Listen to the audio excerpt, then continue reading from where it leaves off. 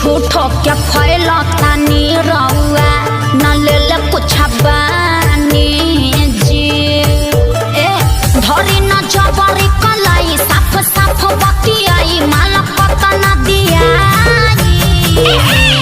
अरे मुँह खोल के मांगा मुँह मांगा जानू दा ब्यास मान न जा। अरे फेंकू हो गया औरी देहब कुछ ही ना क्या दीजिएगा 2 रुपया हो 2 रुपया आ गए लौकात पर 2 रुपया हो 2 रुपया हम जानता नहीं बोरा में अकेले ला 2 रुपया हो बोरा में अकेले ला 2 रुपया हो उमर हिला के पौने 2 रुपया बोरा में अकेले ला 2 रुपया तेरा दोस्त क्यों देने उमर हिला के पौने 2 रुपया। अरे अब विवेक जी फिर से आई तो गौरा में क्या देना चुआता पसीना भेजल समीज हो बाटे ना कि भेजल समीज हो बाटे ना कि भीतरे रोबे सब चीज भेजल समीज हो बाटे ना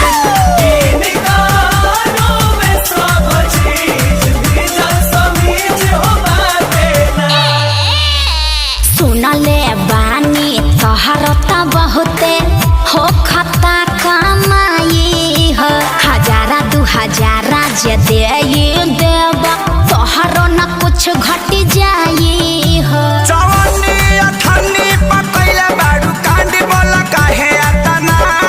हाई बजट के करे लूटी अरे बोला भैया हाँ तो फ्री में मजा लेबा छोड़ी हमारे अब पीछा लेब न परीक्षा तनी दूरी बनाई अरे तो तोहरे खातिर सब हई जुटावता निधन चल झूठा ऐसे तू रह जान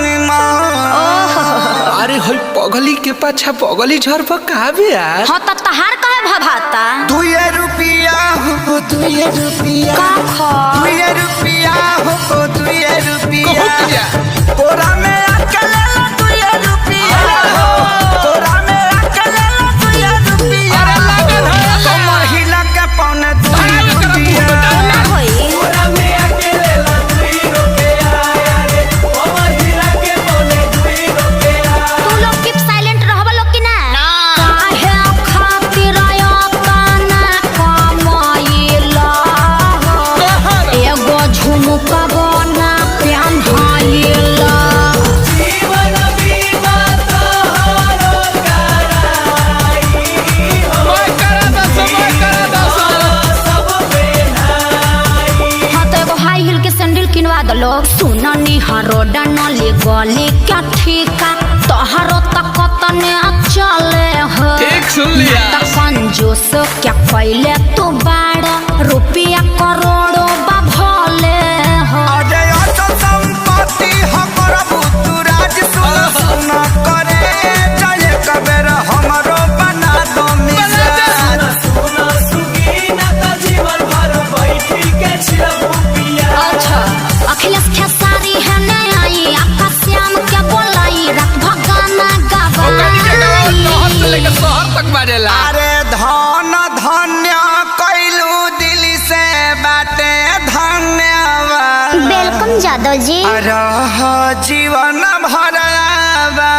जिया जिया ए मजनू के सारू तो देखे में लागत तारा का? फारू बेबी फारू बजट बढ़ाओ बैगनो बेच दे बेच दो 2 रुपया होते हैं 2 रुपया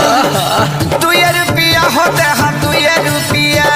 ले ला चुमा चटाई दे हम 2 रुपया हो चाटो, चुमा चाटो। चटाई दे हम 2 रुपया हो अच्छा काल